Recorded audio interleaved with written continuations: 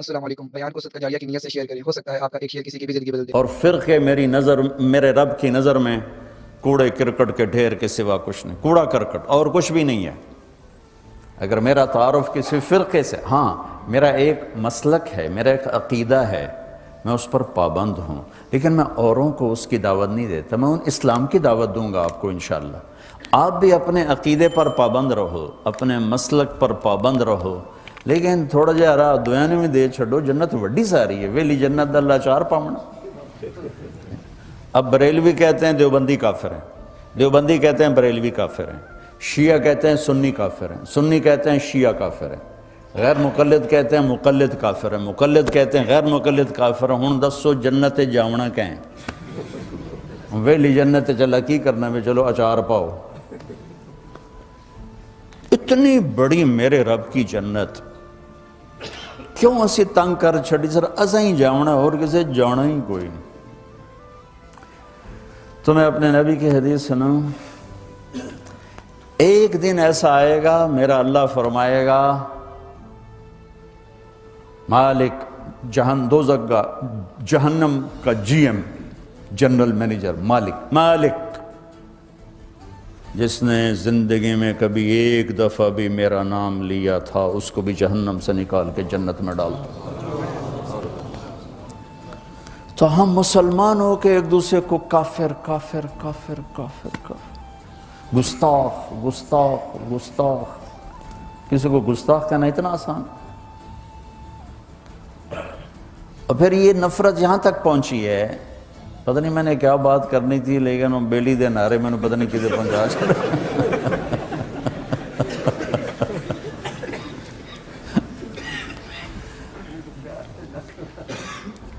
کہ حرم شریف میں نماز نہیں پڑھتے امام کے پیچھے، کہ جنہاں دے پیچھے نماز ہوندی نہیں، یہ وابی ہیں۔ یہ دین مدینے سے آیا تھا یا ملتان سے آیا تھا؟ مکے سے آیا تھا یا لاہور سے آیا تھا؟ کیا ظلم و ستم ہے، وہ کس قدر جاہل۔ میں نے خود اپنے کانوں سے ایک کلپ سنا کہ مسجد نبوی کے امام کے پیچھے نماز نہیں ہوتی، یہ گستاخ رسول ہے۔ میں نے اپنے کانوں سے سنا ہے، مفتی کا ٹائٹل لگا ہوا ہے۔ کیا میرا رب اتنا کمزور ہو گیا ہے؟ میں تو اپنی مسجد میں اپنے کسی مخالف کو کھڑا نہیں ہونے دیتا ہوں، تسی تے کھلومن دو گے کسی؟ تو میرا رب اتنا کمزور ہو گیا کہ اپنے حبیب کے مصلی پر اسی کے گستاخ کو کھڑا کر دیا۔ اپنے گھر میں حرم بیت اللہ جہاں ایک نماز 1,00,000 کے برابر، وہاں ایسے آدمی کو کھڑا کر دیا جو اللہ کے رسول کا گستاخ ہے۔ نہیں بھائیو، یہ ان بھائیوں کو کسی نے گمراہ کر دیا ہے، کسی نے بھٹکا دیا ہے۔ اس لیے میں ہاتھ جوڑا کرتا ہوں نوجوانوں سے آپ سے کہ خود قرآن پڑھو، خود قرآن پڑھو، خود قرآن پڑھو، چونکہ ترجمے موجود ہیں، ہر زبان میں قرآن کا ترجمہ پڑھو تا صحیح۔ میرا رب کی آکھی جانتا، کھول کے نہیں دیکھتے ہو۔ اپنے نبی کی زندگی پڑھو، اپنے نبی کی سیرت پڑھو، اپنے نبی کی حدیث پڑھو، تمہیں خود پتہ چلے گا کہ وہ ہستی کیا فرما رہے ہیں۔ پھر تم بیٹھنے والے کو پکڑ سکتے ہو، جناب ہے کی بولی جاندے ہو؟ اب آپ کو پتہ ہی کوئی نہیں وہ کیا کہہ رہا ہے، کہاں سے کہہ رہا ہے۔ بھائیو، امت بن کے چلو، محبت سے چلو، دل کو شادہ رکھو۔ میرا رب، جس رب سے معاملہ ہے نا، بڑا کریم، بہت مہربان، بہت مہربان۔ وہ تو معاف کرنے کے لیے بہانے ڈھونڈتا ہے، عذاب کے لیے بہانے نہیں ڈھونڈتا، معاف کرنے کے بہانے ڈھونڈتا ہے۔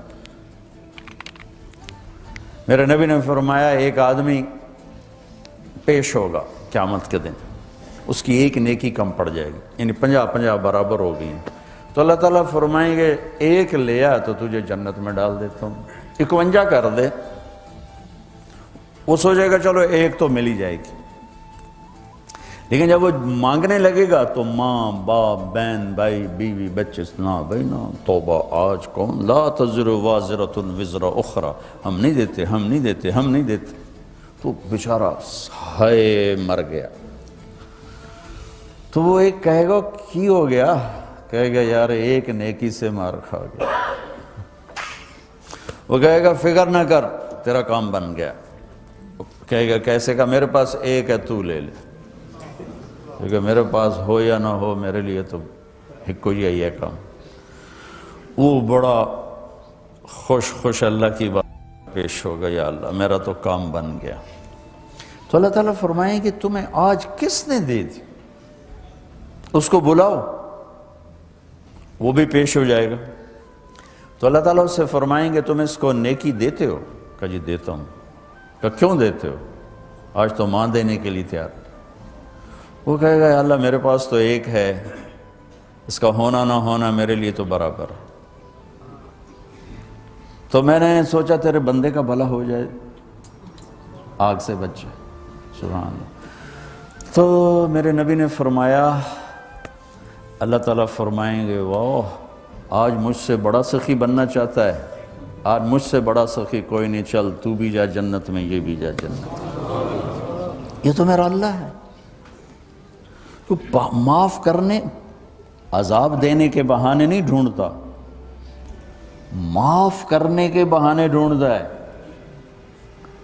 جیسے ہم لوگ جو ہے نا نیکیوں میں گناہ پکڑنے کے لیے بیٹھے ہوتے ہیں، اور وہ گناہوں میں کوئی اللہ تعالیٰ دیکھ رہا ہوتا ہے کدو کو راہ لبے تو بندے نو معاف کر دیں. دو آدمیوں کو حکم ہوگا جہنم میں ڈال دو. سبحان. ایک دوڑ لگا دے گا اور ایک تھوڑا سا جا کے پیچھا موڑے بیٹھے گا، پھر اگاں جاوے گا، پھر اینج بیٹھے گا. تو اللہ تعالیٰ فرمائیں گے ان دونوں کو بلاؤ، دونوں آ جائیں گے. تو اللہ کہیں گے ہاں بھائی تو دوڑ کیوں لائتا نہیں پتا گوا کھلوتے کیوں دوڑے ہیں؟ وہ کہے گا یا اللہ ساری زندگی تیری کوئی نہیں مانی، میں نے سوچا آج ہی مان لوں شاید تو مہربان ہو جائے. ہائے ہائے. اچھا دوسرے سے کہے گا تو پیچھا مڑ کی وے نہ ہوں. وہ کہے گا یا اللہ تیرے نیک بندوں سے سنا تھا تو بڑا مہربان غفور و رحیم ہے، تو میں پیچھے مڑ دیکھتا تھا کہ ابھی مجھے واپس بلائے گا، ابھی مجھے واپس بلائے گا. تو اللہ تعالیٰ فرمائے گا تم دونوں نے مجھے خوش کر دیا، جاؤ جنت. تو بہانے، جنتی جا رہے ہوں گے ادھر جہنمی کھڑے ہوں گے، تو ایک آدمی کہے گا بھائی صاحب ہاں جی جنتی سے آپ مجھے پہچانتے ہو؟ کہا وہ ایک دن آپ کو وضو کی ضرورت پڑی تو آپ کے پاس پانی نہیں تھا، میں نے آپ کو وضو کرایا تھا، کوئی میری سفارش کرتے ہو؟ وہ کہے گا یا اللہ اس نے مجھے اپنی ایک نیکی یاد دلائی ہے، میرا جی نہیں چاہتا کہ میں چلا جاؤں یہ جہنم میں جائے. تو اللہ تعالیٰ فرمائیں گے چل اس کو لے جاؤ. اویس کرنی کا نام آپ نے سنا ہو، ٹھیک ہے. ان کے بارے میں اللہ کے نبی نے فرمایا حضرت عمر سے، عمر تیرے دور میں ایک شخص آئے گا مدینے سے، اس کا نام ہوگا اویس بن عامر، قبیلہ ہوگا مراد، اور اس کی شاخ ہوگی قرن، جس کو ہم کہتے ہیں اویس کرنی. اس کی شاخ ہوگی قرن، رنگ کا ہوگا کالا، قد ہوگا درمیانہ، اور ایک سفید نشان اس کے جسم پر ہوگا. جب وہ آئے تو تم نے اور علی نے دونوں نے اس سے دعا کروانی. میرے رب کی قسم علی اور عمر کو اویس کی دعا کی حاجت کوئی نہیں تھی. ایک پیغام امت کو دینا تھا، ایک پیغام دینا تھا، جس لیے یہ اس سے دعا کروانی، اس لیے کہ اویس نے ماں کی خدمت کر کے اللہ کو اتنا خوش کر دیا ہے، وہ جب ہاتھ اٹھاتا اللہ اس کے ہاتھ خالی نہیں لوٹتا. یہ ماں کا مقام ہائی لائٹ کرنے کے لیے. 3 سال پہلے میں اویس کرنی کے گاؤں گیا جہاں وہ پیدا ہوئے، ان کے خاندان سے ملا، ان کے لوگوں سے ملا. کالے پہاڑ ہیں، اس میں ایک چھوٹی سی بستی ہے جس میں وہ پیدا ہوئے تھے، اب بھی وہاں کرنی لوگ ہیں. عمر رضی اللہ عنہ کا دور آیا، ہر سال حج کرتے تھے، اویس اویس اویس نہیں ملا. ایک سال سارے حاجی لائن حاضر کر دی، کھڑے ہو جاؤ، ہاں بھائی سب بیٹھ جاؤ، یمن والے کھڑے رہو، بہت سارے لوگ کھڑے ہو گئے، سارے بیٹھ جاؤ، مراد والے کھڑے رہو تھوڑے سے رہ کے، سارے بیٹھ جاؤ، قرن والے کھڑے رہو، تو ایک آدمی بچا، صرف ایک۔ تو آپ نے فرمایا تو قرنی ہے؟ کہ جی۔ اویس کو جانتے ہو؟ کہ جانتا ہوں، میرا سگا بھتیجا ہے، بھائی کا بیٹا، لیکن وہ تو تھوڑا سا ہلا ہوا ہے، پاگل سا ہے۔ آپ کیوں پوچھ رہے ہیں؟ حضرت عمر رونے لگے، کہ وہ نہیں، تو پاگل ہے۔ ادھر ہے، حج پہ آیا؟ کہ جی آیا ہے۔ کدھر ہے؟ کہ جی وہ چلے گئے، اونٹ چرانے نکل گیا ہے عرفات کی طرف۔ تو آپ نے حضرت علی کو ساتھ لیا اور عرفات کی دوڑ لگا دی۔ وہاں دیکھا تو اویس درخت کے نیچے نماز پڑھ رہے تھے۔ یہ دونوں جا کے بیٹھ گئے۔ انہوں نے محسوس کیا دو آدمی ہیں، تو انہوں نے نماز چھوٹی کر کے سلام پھیرا۔ حضرت عمر نے پوچھا کون ہو میرے دوست؟ کہا جی مزدور ہوں۔ کہا تیرا نام کیا ہے؟ کہا جی اللہ کا بندہ۔ تو حضرت عمر نے کہا بھئی سارے اللہ کے بندے ہیں، تیری ماں نے تیرا نام کیا رکھا ہے؟ یہ تو ان دونوں کو جانتے ہی نہیں تھے، پہلی دفعہ آئے تھے۔ کہنے لگا آپ کو پوچھنے کی کیا ضرورت پڑ گئی؟ تو حضرت علی نے کہا کہ میرے دوست یہ امیر المومنین ہیں عمر بن خطاب، اور میں ہوں علی بن ابی طالب۔ پھر ویسے ہل گئے، کہنے لگے جی میں تو معافی چاہتا ہوں، میں تو آپ کو پہچانتا ہی نہیں تھا۔ تو آپ نے کہا تو اویس ہے؟ کہا جی میں اویس ہوں۔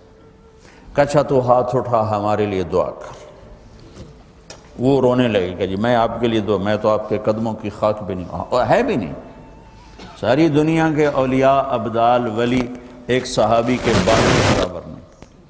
جس نے نبی کو آنکھوں سے دیکھا اس کو کوئی نہیں پکڑ سکتا، اس کے برابر کوئی نہیں آ سکتا۔ اور پھر عمر جیسی ہستی اور علی جیسی ہستی، آپ نے حضرت علی کا ہاتھ پکڑا اور یہاں سینے سے لگا کر کہا علی تجھے خوشخبری ہو، جنت میں تیرا گھر میرے گھر کے سامنے ہوگا۔ اور آپ مسجد میں انٹر ہوئے تو آپ کے ادھر ابو بکر تھے اور ادھر عمر تھے، تو آپ نے یوں دونوں کے ہاتھ پکڑ لیے ایسے، اور سامنے صحابہ تھے۔ کہا مجھے دیکھ رہے ہو؟ کہ یہ دیکھ رہے ہیں۔ تو آپ نے کہا قیامت کے دن میں اس طرح اٹھوں گا کہ میرے دائیں طرف ابو بکر ہوگا اور بائیں میرے عمر ہوگا، اور ہم ایسے تینوں اکٹھے قیامت کے دن اٹھائے جائیں گے۔ اور آپ نے کہا حج والے دن 9 تاریخ کو آپ نے کہا اس وقت میرا اللہ تمام صحابہ پہ فخر کر رہا ہے اور عمر پہ خاص طور پہ فخر کر رہا ہے۔ میرے بعد کوئی نبی ہوتا تو عمر ہوتا۔ اتنی بڑی ہستیوں کو کیا ضرورت ہے اویس کی دعا کی؟ ماں کا مقام بتانے کے لیے یہ ساری بات آپ نے فرمائی۔ دعا کروانی ہے کہ اس نے ماں کی خدمت کر کے وہ کر دیا ہے کہ جب ہاتھ اٹھاتا ہے، یہ مقام جہاد سے نہیں ملا، تبلیغ سے نہیں ملا، ذکر سے نہیں ملا، تہجد سے نہیں ملا، تلاوت سے نہیں ملا، حج سے نہیں ملا، عمرے سے نہیں ملا، خرچ سے نہیں ملا، خیرات سے نہیں ملا، سخاوت سے نہیں ملا، جان دینے سے نہیں ملا، یہ ماں کی خدمت سے مقام ملا کہ عمر اور علی جیسوں کو کہا جا رہا ہے دعا کروانا اس سے۔ اور وہ رو رہے ہیں جی میں تھوڑا نوکر، میں میری مجال میں تھوڑے واسطے۔ کہا بھائی اللہ کے نبی نے فرمایا تھا، اللہ کے نبی نے فرمایا تھا کہ دعا کروانی، تو دعا کروائی۔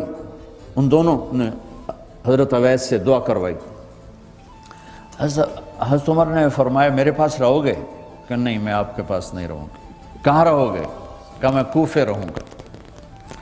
تو آپ نے فرمایا کوفے کے گورنر کو خط لکھ دوں؟ تو کہا جی نہیں میں تو عام لوگوں میں رہوں گا، خط نہیں لکھنا ہے۔ اگلے سال حج پہ لوگ آئے تو آپ نے ایک وہاں کے سردار سے پوچھا اب کوئی اویس کی خیر خبر؟ کہا جی بہت برے حال ہیں۔ کہا رہے وہ بہت بڑے آدمی ہیں، اللہ کے نبی نے ہم سے کہا تھا کہ ان سے دعا کروانی ہے، جا کے ان سے دعا کروانا۔ یہ حاجی جب واپس پہنچے تو اویس کو ڈھونڈتے ڈھونڈتے دیکھا تو دریائے فرات کے کنارے نفل پڑ رہے تھے، جا کر بیٹھ گئے۔ اویس بھائی ہمارے لیے دعا کرو۔ اللہ کہ تم حج سے آئے ہو، تم کرو کہ میں کروں؟ کہ یا تو کر۔ کہنے لگے کہیں عمر سے تو ملاقات نہیں ہوئی؟ کہیں میرا پتہ تو نہیں چل گیا؟ کہاں جی عمر سے ملاقات ہوئی۔ تو ان کے لیے دعا کی اور اپنا بوریا بستر اٹھایا اور کوفہ چھوڑ کے بصرے چلے گئے کہ اب میری یہاں مشہوری ہو جائے گی شہرت سے بچنے کے لیے۔ اب ایک اور حدیث سنت، میرے نبی نے فرمایا کہ جب لوگ جنت میں جا رہے ہوں گے، اویس بھی جا رہا ہوگا، دروازے کے قریب اللہ فرمائیں گے باقی سب کو جانے دو، اویس کو روک لو۔ تو وہ اویس پریشان ہو جائیں گے کہ اب بوئے تھے آتے کیوں رکاوٹ بن گئی، دروازے پہ آ کے کیا رکاوٹ ہو گئی؟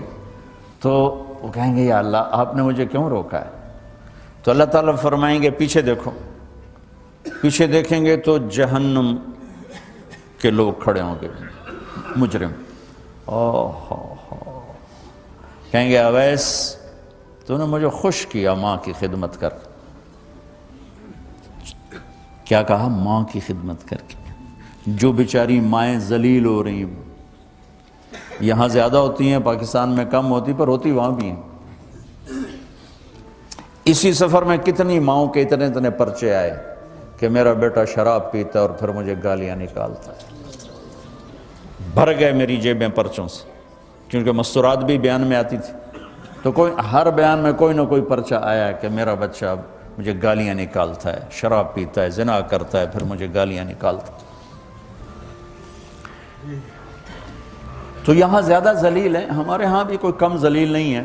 کوئی قسمت والی ماں ہے جس کو فرما بردار اولاد ملتی ہے، تو اللہ فرمائیں گے اویس تو نے مجھے بہت خوش کیا ماں کی خدمت۔ دیکھیے جہنم کے لوگ کھڑے ہیں، تو انگلی کا اشارہ کرتا جا، اللہ جدھر جدھر تیری انگلی کا اشارہ ہوگا ادھر ادھر لوگوں کو جہنم سے نکال کے جنت میں ڈال دوں۔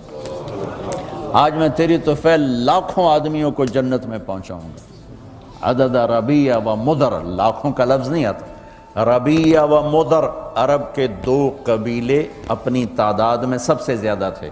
تو اللہ تعالیٰ کہیں گے اویس آج تیری طفیل جتنا ربیہ اور مدر دو بڑے قبیلوں کے لوگ ہیں، اتنے مجرم آج تیری طفیل جنت میں ڈال دوں۔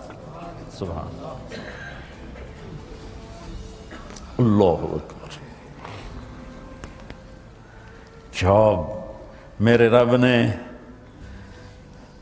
مقام بخشا کہ عمر اور علی سے کہا جا رہا ہے دعا کروانا، اور جنت کے دروازے پر کھڑا کر کے فرمایا جا رہا ہے پیچھے نظر دوڑا، دیکھ جتنے جہنم کے لوگ کھڑے ہیں، اشارہ کر تیرے طفیل آج ربیہ اور مضر کی تعداد کے برابر لوگوں کو جنت میں ڈالوں۔ ایک اور واقعہ بھی سناتا ہوں۔ آپ نے فرمایا میں آج رات جنت میں گیا۔ ایک تو معراج ہے جو جاگتے ہوئے، خواب میں تو بہت دفعہ ہوا، آج رات میں جنت میں گیا، میں نے آواز سنی قرآن کی تلاوت۔ میں نے پوچھا یہ کون تلاوت کر رہا ہے؟ ان کا جی یہ حارثہ بن نعمان ہے۔ تو آپ نے کہا حارثہ بن نعمان؟ وہ تو مدینے بیٹھا ہے۔ دیکھو آپ کو سنانے کے لیے مائک لگا ہوا ہے اوپر، تھوڑے سے لوگ آپ، اور حارثہ کی آواز جنت میں جا رہی ہے اور وہ مدینے بیٹھے ہوئے ہیں، 7 آسمان پار کر کے آواز جا رہی ہے۔ وہ کیسے پوری جنت میں اس کی آواز کیوں آ رہی ہے؟ کہ یا رسول اللہ انہوں نے ماں کی ایسی خدمت کی ہے کہ اللہ تعالیٰ نے خوش ہو کر کہا ہے حارثہ جب قرآن پڑھے ساری جنت کو سناؤ، ساری جنت کو سناؤ۔ اچھا کیسی خدمت کرتے تھے؟ ماں کی کیسی خدمت کرتے تھے؟ ان کے کپڑے بیوی سے نہیں دھلاتے تھے، خود دھوتے تھے۔ ہم لوگ اپنی بیویوں پہ ڈنڈا چڑھا کے کھڑے ہوتے، میری ماں دے کپڑے دو، میری ماں دی روٹی پکا، میری ماں نو چاہ بنا کے دے۔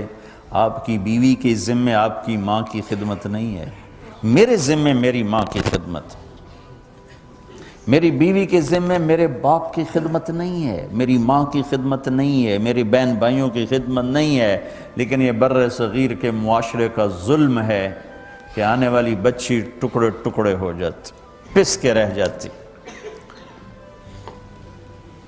اور ایک ظلم و ستم کی چکی میں وہ قیمہ بن جاتا ہے۔ ساس کا ظلم، سسر کا ظلم، خامد کی بہنوں کا ظلم، بھائیوں کا ظلم، تانے بولیاں۔ اس بیچاری نے بچے کیا پالنے ہیں، وہ تو روتے روتے زندگی گزار دیتی۔ میرے ذمہ ہے ماں کی خدمت، میری بیوی کے ذمہ نہیں ہے۔ پوچھو مفتیوں سے، ماں کے لیے کیا کرتے تھے؟ سالن خود بناتے تھے، آٹا گوندتے تھے، روٹی پکاتے تھے، پھر تھالی میں پلیٹ میں رکھ کر ماں کو سامنے بٹھا کر خود کھلاتے تھے، کھلاتے بھی خود، اور ماں کو تیل لگاتے، کنگھی کرتے، جوئیں نکالتے۔ اور کبھی اماں کوئی کام کہہ دیتی اور سمجھ میں نہیں آیا تو یہ نہیں کہتے تھے ماں جی کیا جے، اپنی بیوی کو باہر بلا کر کہتے ماں جی نے کیا کہا ہے مجھے سمجھ میں نہیں آیا۔ ایک دفعہ موسیٰ علیہ السلام نے پوچھا یا اللہ میرا جنت کا ساتھی کون ہے؟ تو موسیٰ علیہ السلام نے فرمایا فلاں قصائی تیرا جنت کا ساتھی۔ تو موسیٰ علیہ السلام تھوڑا سوچ میں پڑ گئے کہ قصائی تے موسیٰ دا جوڑ کے میں بہ گئے، وہ فلاں مجاہد، فلاں عالم، فلاں ولی اللہ وہ تیرا جنت کا ساتھی، قصائی تیرا ساتھی۔ تو موسیٰ علیہ السلام نے پتہ پوچھا اور پہنچ گئے۔ تو وہ گوشت کی دکانوں میں ایک دکان اس کے بھی تھے، میں بٹھا چوکڑی مار کے تھا اپنا بیچی جاندہ تھے، ٹکی جاندہ ہے۔ کوئی موسیٰ علیہ السلام کو اسپیشل چیز نظر نہیں آئی۔ جب شام کو وہ چلنے لگا، جب وہ اس کا گوشت ختم ہو گیا تو اس نے ایک ٹوٹا تھیلے میں ڈالا اور چل پڑا، موسیٰ علیہ السلام بھی ساتھ چل پڑے۔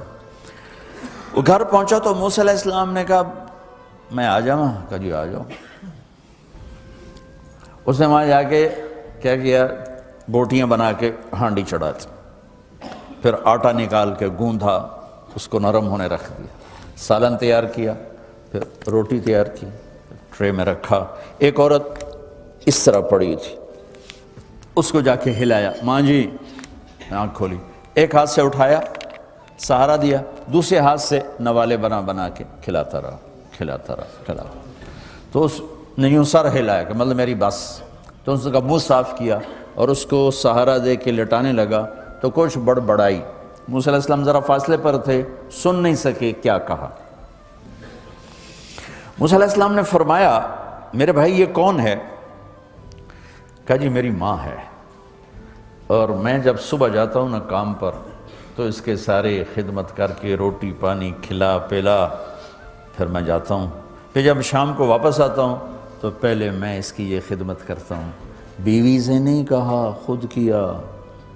ہم اپنی بیویوں کو کتنا ذلیل کرتے ہیں، اور 99% جو ساس ہے وہ نیگیٹو ہے اور ظالم ہے۔ 99% ساس نیگیٹو ہے اور ظالم ہے، اور ہمارے بچوں کو ہوش نہیں کہ میری ماں ہے، میری ماں ہے۔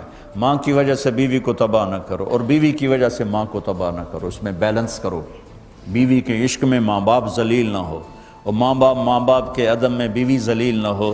یہ دونوں نوحے میں سن رہا ہوں، اس لیے بول رہا ہوں، دکھ سے بول رہا ہوں۔ کہا جی میں شام کو پھر اس کی خدمت کرتا ہوں، اب بچوں کو بعد میں دیکھتا ہوں۔ کہا اچھا یہ بتا یہ کیا کہہ رہی تھی؟ لٹا رہے تھے۔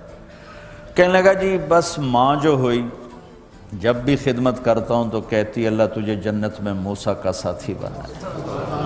میں تو جی کمی کسائی تے ہو موسیٰ کلیم، میرا دا کی جوڑ ہے۔ میں کہا پترا تیرا جوڑ بنا چھڑے ہے تیری ماں۔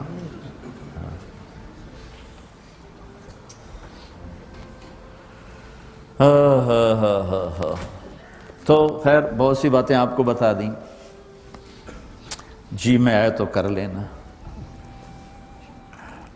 ماں باپ زندہ ہیں دعا لو، فوت ہو گئے ان کی قبروں پہ جایا کرو، وہاں بیٹھ کے قرآن پڑھا کرو۔ جو بچہ پڑھے گا وہ اتنا طاقتور ہو کے ماں باپ کو لگے گا، اگر وہ فوت ہو چکے ہیں، کہ ہمارے ہاں تو قرآن بھی مل جاتا ہے نا جی، مدرسوں میں چلے جاؤ جی قرآن دے بھے، لو جی 100 قرآن لے جاؤ، لو جی 50 قرآن لے جاؤ۔ اتنی حماقت ہے، مولوی صاحب ذرا چھوڑا نو گل دے وے جے ماں جی واسطے قرآن پڑھا ہونا ہے۔ چھوڑا دی ماں تو نہیں مری، میری ماں مری۔ ہمارے ایک رشتہ داروں کے نا وہ تھا ختم، والدہ فوت ہو گئی تھی، تو میں بھی گیا ہوا تھا، تو بچے باہر بیٹھے سگریٹ پی رہے، اور مدرسے کے بچے بلائے ہوئے تھے کمرے میں قرآن پڑھنے کے لیے۔ میں کہا چلو میں بھی، میرے نانکیں چوئی، میں کہا چلو میں بھی تھوڑا قرآن پڑھ لوں۔ میں جا کے قرآن کھول کے پڑھنا شروع کر دیا، تھوڑی دیر بعد مجھے محسوس ہوا کہ یہ بچے قرآن نہیں پڑھ رہے. میں نے جب دیکھا تو وہ نیچے ایک چھوٹا سا ریڈیو پڑا تھا, اس میں انڈیا پاکستان کا کرکٹ میچ ہو رہا تھا, اس کی کمنٹری چلتی اور وہ سارے وہ سن رہے تھے بیٹھے. اور جب ان میں سے کوئی آ جاتا تو شروع ہو جاتے ذالک الکتاب لا ریب فیہ ھدی للمتقین الذین یؤمنون بالغیب. جب وہ چلے جاتے کیڑا آؤٹ ہوئے, کتنے سکور ہوئے. 1 گھنٹہ یہ تماشا ہوتا رہا اور میں بیٹھا دیکھتا رہا. 1 گھنٹے بعد جا کر کہنے لگے جی قرآن مک گیا, وہ کمنٹری مک گئی آئی. ہن کی ثواب گیا اماں نو, کمنٹری دا ثواب گیا, قرآن دا ثواب تا نہیں گیا.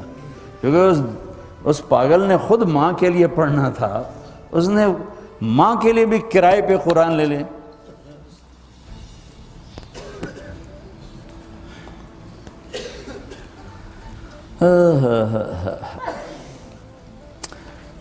زندہ ہیں دعا لو, مر گئے ہیں ان کے لیے ان کی قبر پہ نہیں جا سکتے ہو. یہاں کی زندگی بہت تیز ہے, کبھی تو جایا کرو, کسی ویکنڈ پہ چلے جایا کرو, کسی اتوار پہ چلے جایا کرو, کسی ہفتے کو چلے جایا کرو, مہینے بعد 2 مہینے بعد, سال میں 1 دفعہ سے, کہ یہ ان کا حق ہے, ان کا حق ہے.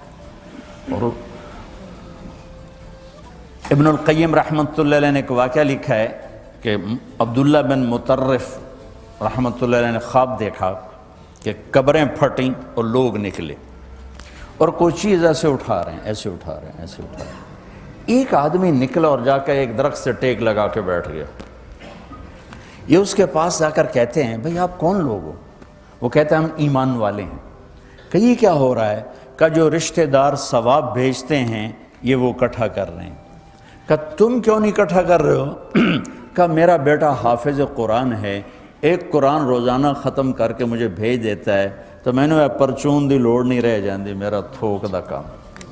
کہ تیرا بیٹا کیا کرتا ہے؟ کہ اس کی مٹھائی کی دکان ہے بازار میں. آنکھ کھل گئی, صبح ہوئی تو پہنچ گئے, بازار کھلا, دیکھا تو ایک نوجوان بیٹھا ہوا اور مٹھائی بیچ رہا اور ہونٹ ہل رہے ہیں. پہلے اس کو نا چیک کرتے رہے, پھر اس کے پاس آئے, بیٹا تیرا نام کیا ہے؟ وہی نام تھا جو خواب میں سنا. یہ کیا پڑھ رہے ہو؟ کہ جو قرآن پڑھ رہا ہوں. کتنا پڑھتے ہو؟ 1 ختم روزانہ پڑھتے. کیا کرتے ہو؟ کہ والد کو ایصال ثواب کرتا ہوں. کیا اتنی مشقت کیوں اٹھاتے ہو؟ کہ وہ میرے لیے بہت کچھ چھوڑ گیا, میں چاہتا ہوں میں بھی اس کے لیے کچھ حصہ بنتا رہوں. تو یہ والدین کے حقوق میں سے ہے کہ اگر وہ چلے گئے ہیں ان کے لیے ایصال ثواب کرو.